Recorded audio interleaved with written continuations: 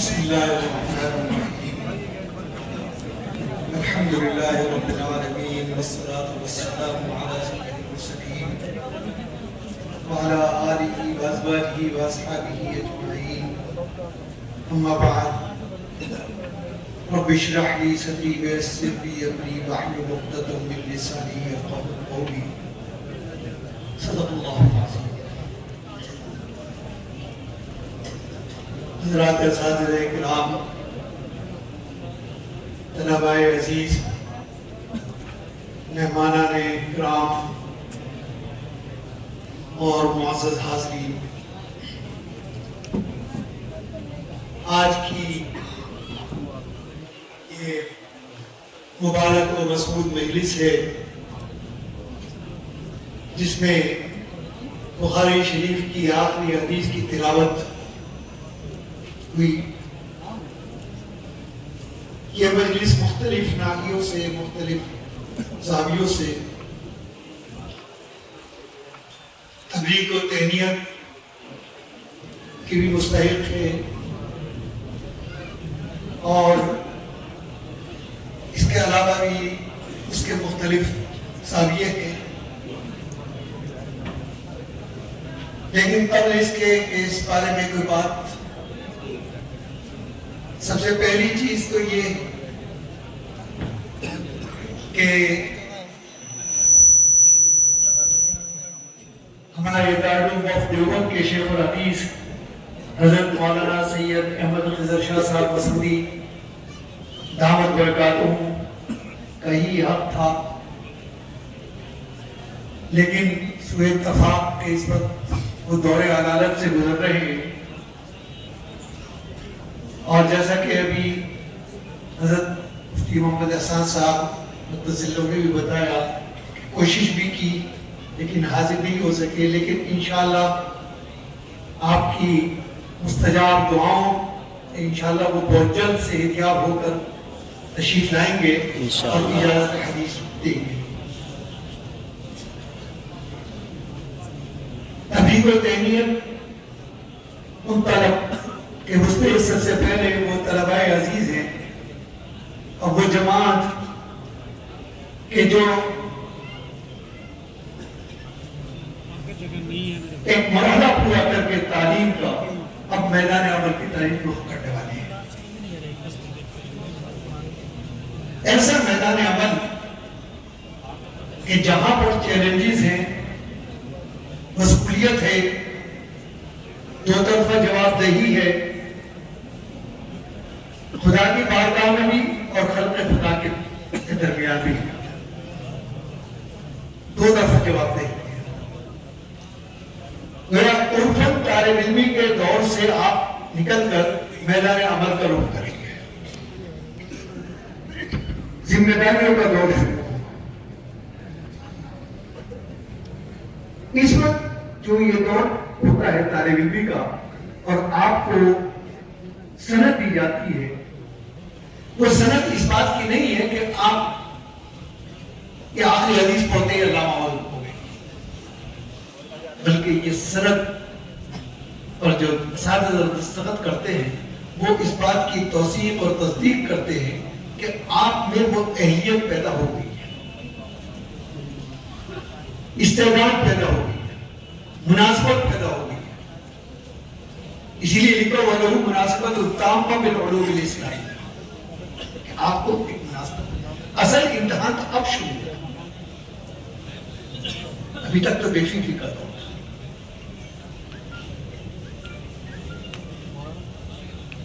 مختلف اوقات میں اس بارے میں گفتگو ہوتی رہی. اس وقت صرف چند باتیں پہلے جو آپ کے مستقبل سے تعلق رکھتی ہے. قرآن کریم نے ادعو الی سبیل ربک بالحکمۃ والموعظۃ الحسنہ وجادلہم باللتی ہی احسن، کہ اب جو آپ میدان عمل میں جا رہے ہیں اس کے مختلف گوشے ہیں. درس و تدریس ہے، تعلیم و تعلم ہے، دعوت و تبلیغ ہے اور مختلف علمی اور اجتماعی مسائل ہیں. لیکن قرآن نے اس کی ایک ترتیب بتائی ہے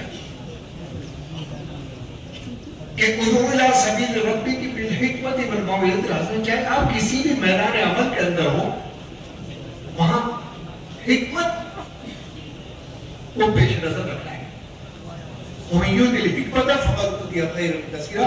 جس کو حکمت مل گئی اس کو خیر کثیر اللہ نے عطا کر دی. حکمت کا کوئی لگا بندہ قاعدہ نہیں ہے کہ دوسرا کوئی، بلکہ حکمت وہ ہے کہ ہر موقع آپ اس طرح سے اپنے بات کو پیش کریں، یعنی دفاع دین کا جو فریضہ آپ انجام دینے والے ہیں کہ مخاطب کے قلب و دماغ پر آپ کے کلام کا، آپ کے تکالم کا براہ راست اثر ہوتا ہے، عقلی اعتبار سے بھی، فکری اعتبار سے بھی اور علمی اعتبار سے بھی. یہ آپ کا منصب اور آپ کا مقام ہونا چاہیے. اس کے لیے ضرورت ہے کہ آپ کو یہ معلوم ہونا چاہیے کہ جو آپ کا مخاطب ہے اس کے مذہبی اقدار کیا ہے، روایات کیا ہے، تہذیبی روایات کیا ہے، اس کے فکر کا جو گوشہ ہے وہ کس نوعیت کا ہے. تو تبھی آپ اپنی بات کا رخ متعین کر سکتے ہیں. مجھے ایک واقعہ یاد آیا، حضرت امام مولانا محمد قاسم نانوتوی نفر اللہ عنہ، ان کا ایک کہ کلم الناس علی قدر عقولہم، لوگوں سے اگر ان کی عقل، ان کے فہم، ان کے شعور، ان کے آگہی کے مطابق اگر آپ بات کریں گے تو وہ براہ راست اثر انداز ہوگا. لیکن اثر اندازی کے لیے بھی ان پر عمل جو ہے وہ ضروری ہے. جب تک عمل نہیں ہوگا تو تاثیر بھی پیدا نہیں ہوگی. ایک مرتبہ وہ سفر میں تشریف لے گئے، غالباً مظفر نگر کا واقعہ ہے کہ سواری کے انتظار میں تھے کہ ایک صاحب بڑے غور سے ان کو دیکھ رہے تھے، غیر مسلم تھے، پنڈت جی تھے اور اپنے مذہب کے، اپنے علم کے اوپر بہت بڑے گیانی تھے. وہ آئے اور انہوں نے کہا کہ مجھے ایسا لگتا ہے کہ آپ مولوی محمد قاسم ہیں. حضرت نے فرمایا کہ مولوی تو کچھ نہیں ہوں، صرف محمد قاسم ہوں. کہا کہ یہی آپ کا تعارف ہے، کیونکہ مجھے بتانے والے نے یہ بتایا تھا کہ آپ اپنے آپ کو چھپا دے. بہرحال میرے ذہن میں ایک سوال ہے اور وہ سوال میں نے محفوظ رکھا ہوا تھا کہ آپ سے ملاقات ہوگی تب میں آپ سے اس کا جواب. آج اللہ نے ایسا ہو گیا، موقع آیا کہ آپ موجود ہیں. اور سوال یہ ہے کہ آپ جو یہ کہتے ہیں کہ اللہ تعالیٰ کی یاد ایک لوح محفوظ ہے اور اس لوح محفوظ میں تمام احوال درج ہیں، جنت، دوزخ، ملائکہ، کرسی، کائنات کی مخلوقات، عرض سے فلک تک ہر قسم کی مخلوقات، یعنی سمندر کی گہرائیوں میں پائے جانے والے ذرات اور ان کی حرکات ایک چیز درج ہے. یہ دنیا تو لاکھوں کروڑوں برس سے ہے. یہ عالم بدلتے رہے. میرا سوال یہ ہے کہ اس کا حجم کیا ہے؟ وہ لوح محفوظ کتنی بڑی ہے؟ اگر وہ اتنی بڑی ہے کہ جس میں عرش، کرسی، جنت، دوزخ، جہنم سب کچھ آ گیا تو اس کا مطلب ہے کہ یہ ساری چیزوں سے بڑی جو ہے عرش سے بھی بڑی. تو آپ ذرا اس کی تشریح فرمائیے. اب اگر ان کو علمی نقاط پر وہ بیان کرتے تو ان کی سمجھ میں نہ آتا. حضرت نے بڑے عجیب و غریب انداز ان کے فکری محور کو سمجھتے ہوئے جواب دیا. فرمایا کہ پنڈت جی یہ بتائیے کہ آپ کی عمر کتنی ہے؟ کہا کہ یہی کوئی 70-75 سال کی عمر ہے. کہ آپ کو کو اپنی زندگی کے کچھ واقعات یاد ہیں کہ کہاں میری یادداشت بہت محفوظ ہے. میں یہ سمجھتا ہوں کہ 7 سال کی عمر سے لے کر اب تک کہ اکثر واقعات مجھے میرے ذہن میں محفوظ ہیں, مجھے یاد ہے. کہا کہ یہ جو 70 برس کے واقعات ہیں یہ کس جگہ پر ہے, کہاں محفوظ ہے؟ کہا کہ میرے ذہن میں, میرے دماغ میں.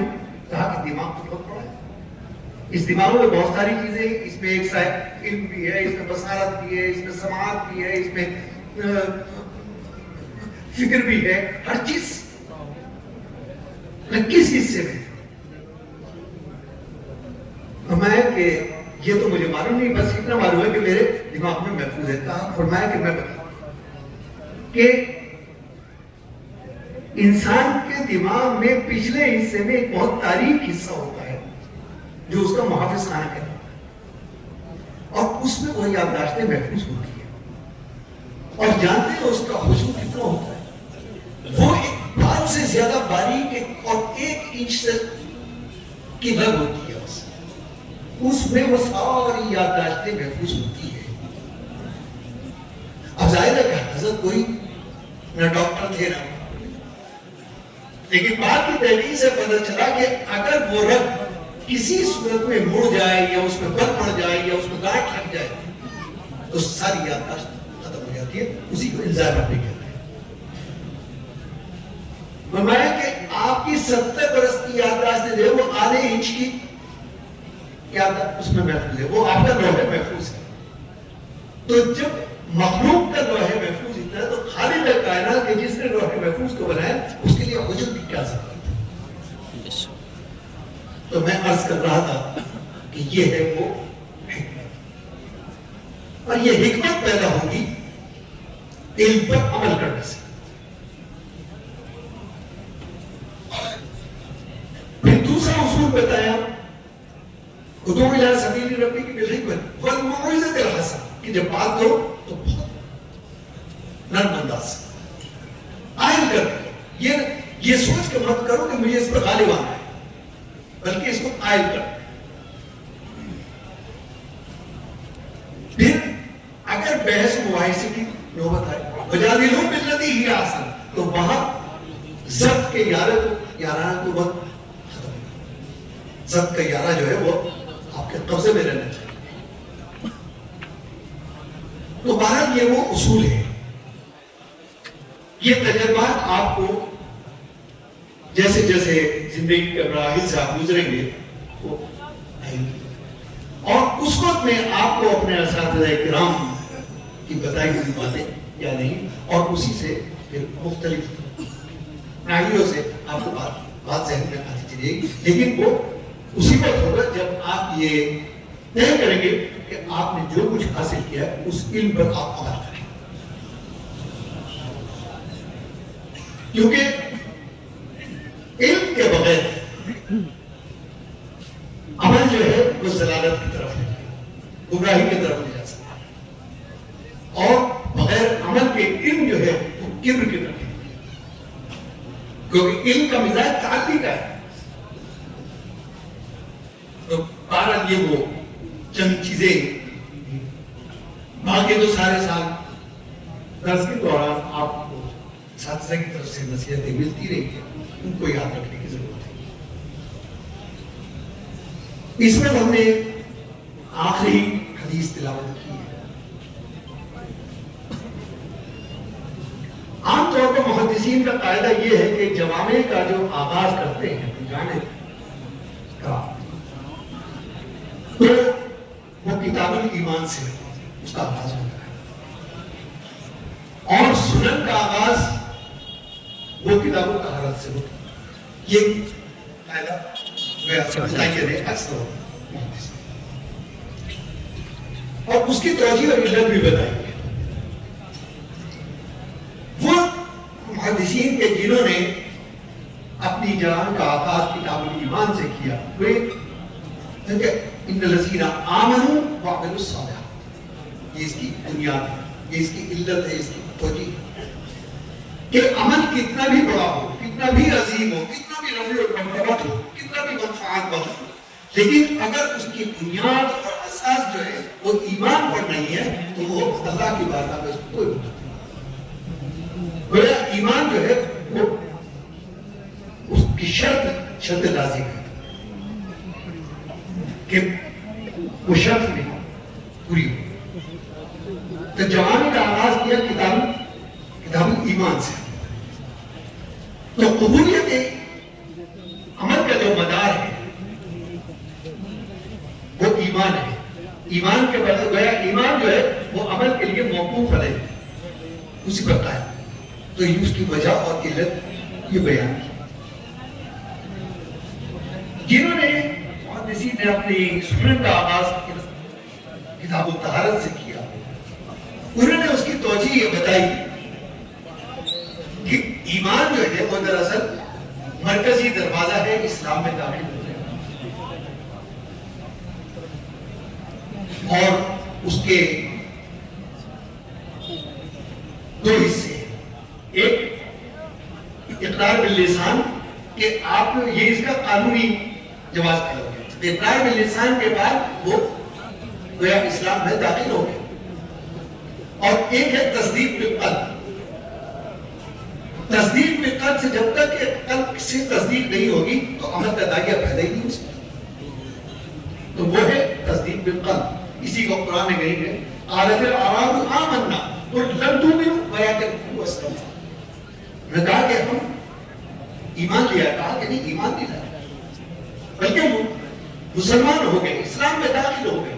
جب تک کہ ایمان جو ہے وہ آپ کے دل کے اندر جڑ نہیں پکڑنے گا اس وقت آپ مومن نہیں. اور جب جڑ پکڑے گا تو داعیہ قلب اور تحریک عمل پیدا ہوتا ہے. تو وہ تصدیق بالقلب سے. لہذا اس مرکزی دروازے میں داخل ہونے کے لیے ضروری ہے کہ سب سے پہلے آدمی پاک صاف ہوتا ہے. تو انہوں نے طہارت کو ایمان میں داخل ہونے کے لیے طہارت کو شرط لازم کرا کہ وہ شرط لازم ہے. اور اس کی دلیل دی انہوں نے کہ لا یمسہ الا المطہرون, کہ اگر مطہر نہیں ہے باوضو نہیں ہے تو آپ کلام الہی کو بھی نہیں چھو سکتے. اور اگر یہ کوئی جنبی ہے تو چھونا نہیں بلکہ نماز پڑھے نہ مسجد میں داخل ہو سکتے. تو طہارت جو ہے وہ,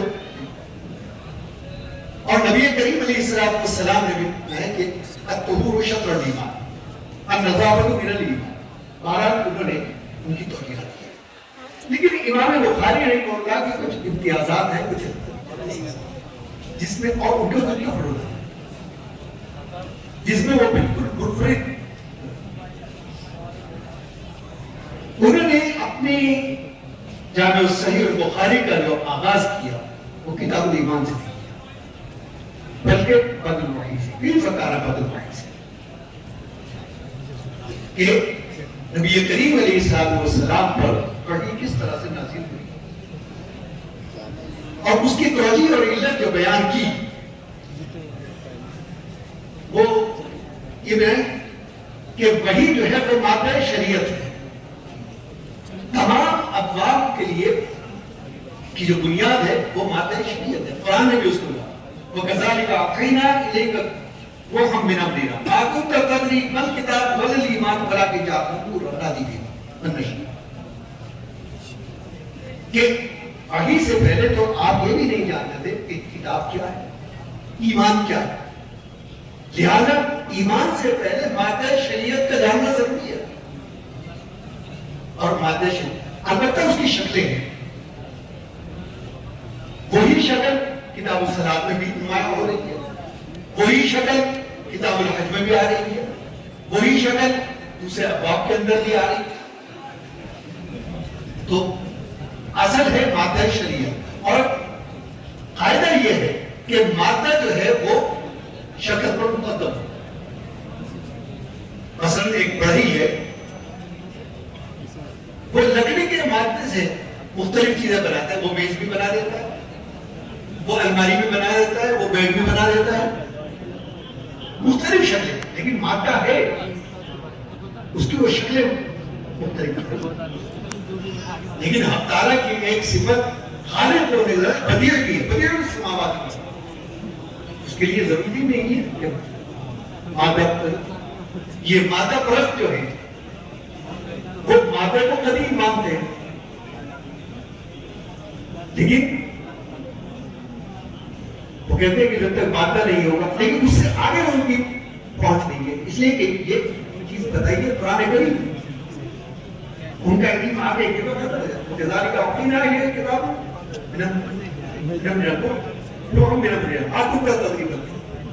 تو امام بخاری نے اس کی توجہ اور علت اور استدلال جو کیا وہ کس سائنس ہے، اور اول کو آخر سے نسبت ضرور ہے، یہ ناممکن ہے کہ اول کو آخر سے کوئی نسبت نہ ہو، تو بہرحال عمل کی بنیاد جو ہے وہ ایمان ہے۔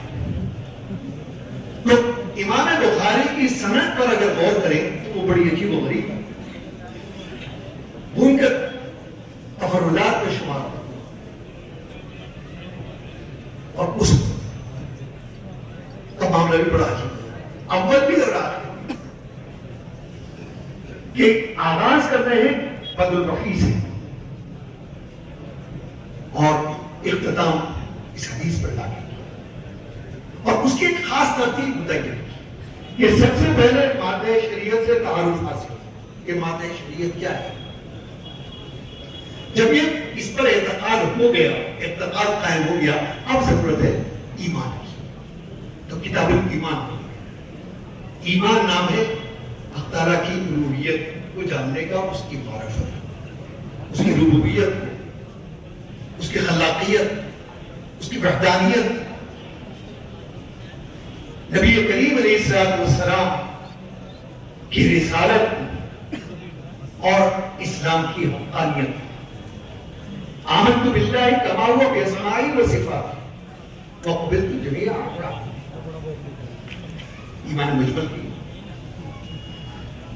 تو ایمان کے بعد ایمان پر اعتقاد اس وقت قائم ہوگا کہ جب اللہ کی ربوبیت کا اقرار اور تصدیق بالقلب ہو جائے گی، تو لہذا مادہ شریعت سے ہمیں یہ معلوم ہوا، اور اس کے بعد پھر وہ لے کر آئے کتاب الایمان۔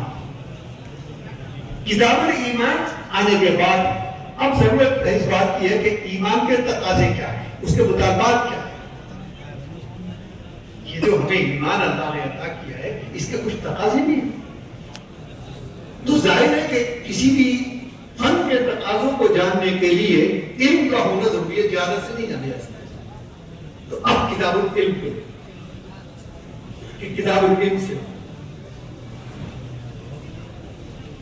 اس سے ہمیں ایمان کے تقاضوں کا علم اور دوسرے ابواب کا علم، تو مادہ شریعت کا بھی علم ہو گیا، ایمان کا بھی علم ہو گیا، علم بھی ہمیں حاصل ہو گیا۔ اب یہ کہ علم حاصل ہونے کے بعد ہمارا اگلا قدم کیا ہے؟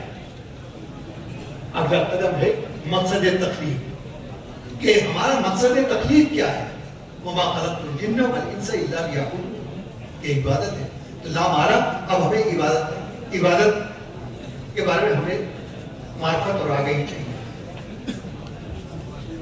لیکن یہ اگر ہم عبادت اپنی عقل سے طے کریں گے تو ہم اس کی گناہ تک اور اس کی حقیقت اور ماہیت تک پہنچ ہی نہیں سکتے۔ اس کا ایک خلاصہ بیان کیا اہل علم نے کہ 3 تعلقات ہیں، ان 3 تعلقات کو اگر انسان نے سمجھ لیا اور اپنی زندگی کے اندر داخل کر لیا تو اس نے مکمل دین پر عمل کر لیا، اس کا دین کامل ہو۔ پہلا ہے تعلق مع اللہ، کہ ہمارے اور حق تعالیٰ کے درمیان تعلق کس طرح سے قائم ہونا چاہیے۔ وہ خالق ہے، میں معبود ہوں، وہ معبود ہے، میں عابد ہوں، وہ دائم ہے، میں مائل میں فنا ہوں، میں ہر وقت تغیر پذیر ہوں، یہ نسبت خواب کا بارے میں بات، یہ نسبت کیسے قائم ہے؟ کیونکہ کوئی نسبت کی کوئی بنیاد ہی نہیں ملی، تو اس کی طرف بھی رہنمائی حق تعالیٰ نے، کیونکہ حق تعالیٰ کی ذات بھی ابدی ہے اور اس کی صفات بھی ابدی ہے. تو کلام الہی کے ذریعے سے ہمارا رابطہ قائم ہے. پھر عبادت کے طریقے بتائے گئے، جیسے کہ قرآن نے الصلاۃ کا ذکر کیا، لیکن صلاۃ کیسے پڑھیں، کیسے ادا کریں اس کو؟ تو اب حدیث کی ضرورت ہے. سلوک کا مرائی تو نہیں ہو سکتی. تو یہ تعلق معاملہ، تعلق معاملہ کے ذہن میں تمام عبادات اور عبادات کے ابواب آتے چلے گئے. دوسرا ہے تعلق مال خلق، کہ ہماری فطرت اللہ نے ایسی بنائی ہے کہ اجتماعیت، ہم تنہا رہ نہیں سکتے. تو اجتماعیت سے ہی تہذیبیں بنتی ہیں، خاندان بنتے ہیں، سماج بنتے ہیں، قبائل بنتے ہیں، ایک دوسرے کا تعارف حاصل. وجعلناکم شعوبا وقبائل لتعارفوا. اور پھر ریاستیں وجود میں آتی ہیں. تو یہ ہے تعلق مال خلق. تو اب امام بخاری لے جاتے ہیں معاملات. عبادات کے بعد معاملات، نکاح ہے، طلاق ہے، وراثت ہے، ہبہ ہے، تجارت ہے، اور سارے معاملات. تعلقات بھی قائم ہو گئے، لیکن تعلق قائم ہونے کے ساتھ ساتھ کچھ حقوق بھی قائم ہوئے. تو وہ ہے تعلق مع نفس. یہ تیسرا درجہ جو ہے وہ تعلق کہ اس کے ذریعے کے حقوق. سب سے پہلے نبی کریم علیہ السلام کا حق کیا ہے، صحابہ کرام کا حق کیا ہے، اور وہ محسنین کے جن کے ذریعے سے ہمیں علم و آگاہی حاصل ہوئی ہے ان کے حقوق کیا ہے، والدین کے حقوق کیا ہے، ہمارے اہل و عیال کے حقوق کیا ہے، عزیز و اقارب، پھر انفرادی حقوق کیا ہے، میرا اپنی جان پر کیا حق ہے، اجتماعی حق، اجتماعیت کے حقوق کیا ہے. وہ سارے حقوق جو ہے وہ ہے تعلق مع نفس. تو گویا جس نے ان تین تعلقات کو سمجھ لیا، جان لیا اور اس پر عمل کر لیا، گویا اس نے پورے دین کو پر عمل کر لیا. تعلق مع کو سمجھ لیا تو عبادات کا حق ادا. تعلق مع خلق کو رہنے تو معاملات، اور تعلق مع نفس کو سمجھ لیا تو اجتماعیت کے تمام حقوق ادا. اس طرح سے یہ ترتیب. تو علم کے بعد عبادات کو لے کر آئے، عبادات کے بعد معاملات کو لے کر آئے، اور معاملات کے بعد حقوق کو لے کر آئے. لیکن ابھی بھی ایک مسئلہ باقی ہے کہ ہر طرف فتنہ ہے، مخالف طاقتیں مزاحم ہیں آپ کے راستے میں.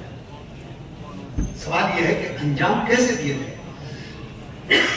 عبادات کو، معاملات کو، حقوق کی ادائیگی کیسے کریں گے. تو اب لائق مقاصد کہ جدوجہد کیسے کریں، کس طرح سے آپ آگے بڑھیں. لیکن ظاہر ہے آگے بڑھنے کے لیے کوئی نظیر، کسی تفصیل کا ہونا ضروری ہے کہ یہ فرد طبقہ جو ہے یہ میرے لیے نظیر ہے آگے بڑھنے. تو اب آپ لے کر آئے اتباع سنت، کہ اتباع سنت، اور اسی کے ذہن میں سیرت مطالعہ اور صحابہ کرام کے فضائل اور مناقب بیان کی. گویا عمل کا راستہ اور جدوجہد اور راستہ بھی. اب مخالف طاقتوں نے لفظ جہاد کو جو جدوجہد سے اس کو بدنام کرنے کے لیے، تاکہ اس جو ایک عملی قوت امت مسلمہ کی پہچان اور شناخت ہے، اس کو متاثر کر سکے. حالانکہ انگلش میں یہی لفظ اسٹرگل کے نام سے کیا. اسٹرگل اور جہاد میں کیا فرق ہے؟ تو بہرحال یہ جدوجہد، یہ کدوکاوی، یہ آگے بڑھنے کی، یہ تحریری صلاحیت، یہ سب چیزیں جو ہے یہ مغازی. تو یہ تفسیر بھی آ گئی.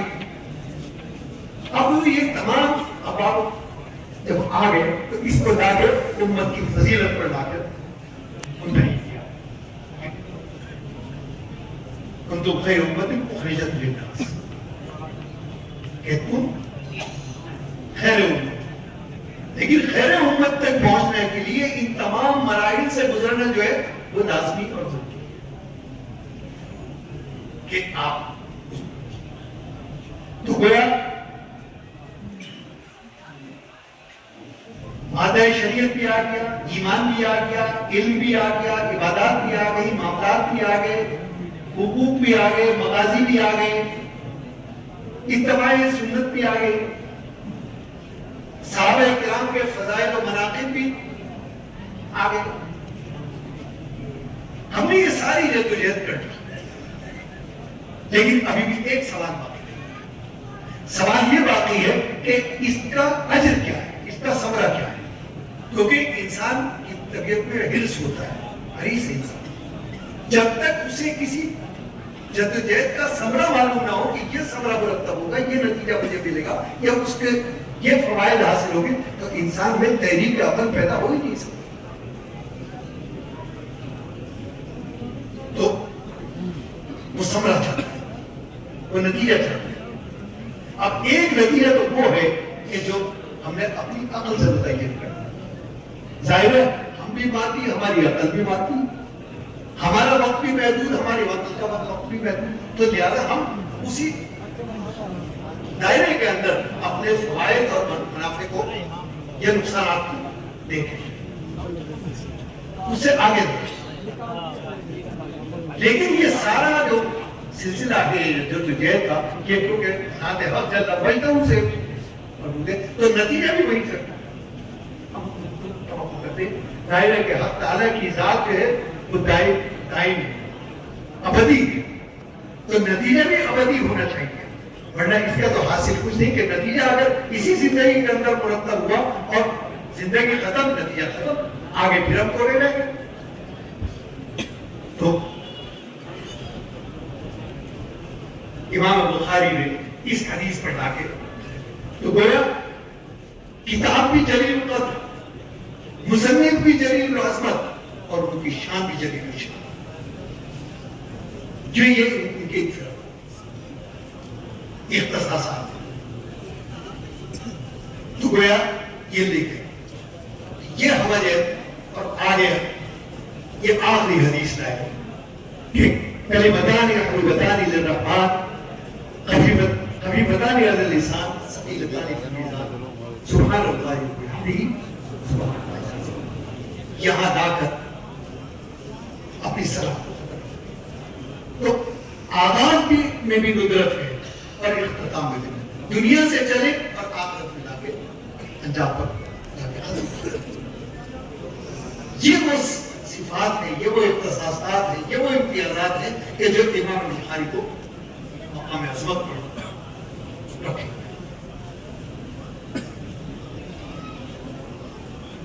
اب یہ آخری حدیث جو ہم نے پڑھی, اس میں 3 اجزاء ہیں. کلمتان حبیبتان للرحمن ایک جزء ہو گیا, دوسرا خفیفتان علی اللسان ثقیلتان فی المیزان. تو جہاں تک کہ خفیفتان علی اللسان کہ یہ جو ہے سبحان اللہ وبحمدہ سبحان اللہ العظیم, یہ اتنی سہل, اتنا آسان, اتنے کہ اس کو اگر آپ ادا کیا تو نہ ادائیگی میں دشواری ہے, اور اسے بند کر دیجیے گا تو نہ ادائیگی میں کوئی دشواری ہے اور نہ اس سماعت پہ کر رہا. ابھی بتا نہیں آنے لے سا تو ایک دفعہ بھی اگر آپ سن لیں گے تو آپ کو یاد آ جائے کہ اور اس کی توجیہ اور علت بھی بتائی ہے کہ اول تو حق تعالیٰ کی جانب سے ایک الہام کیا گیا تو الفاظ آسان رکھے, اور پھر عربی زبان بلسان عربی یہ پوری کہ وہ خود اخف زبان ہے، اس کے ایسے امتیازات ہیں جو کسی دوسری زبان میں ہے ہی نہیں۔ پہلی چیز یہ کہ ذات ہے جل مجدہ کے معجزات کا تحمل کرنے والی ایک صلاحیت اگر کسی زبان کے اندر ہے وہ صرف عربی زبان ہے۔ اِنَّا أَنزَلْنَاهُ قُرْآنًا عَرَبِيًّا، قرآن بھی اسی لیے اللہ کا نام ہے اور عربی کے اندر نازل کیا۔ معجزاتی پہلو یہی ہے کہ ایک 5 6 7 سال کا بچہ جو ہے وہ اس کو 700 750 سمجھ اپ گریڈ کر دیتا ہے۔ زبان اس کی کوئی بھی ہو، چاہے وہ مشرق کا رہنے والا ہو یا مغرب کا رہنے والا ہو یا شمال کا ہو یا جنوب کا، زبان کوئی بھی ہو، قبیلہ کوئی بھی ہو، لیکن جب وہ قرآن پڑھتا ہے تو اس کی زبان میں نہ کوئی غفلت پیدا ہوتی نہ آسانی۔ یہ عربی زبان کی خصوصیت ہے۔ پھر دوسری چیز کہ وسیع الفہم، اس کے مفاہیم جو ہیں وہ بڑے وسیع ہیں۔ جنت کی زبان ہے، اطارہ کی زبان ہے، اطارہ اسی میں کلام کر رہے ہیں، قرآن اسی میں نازل ہو رہا ہے۔ اس کے معنی کے اندر گھسا بہت ہے۔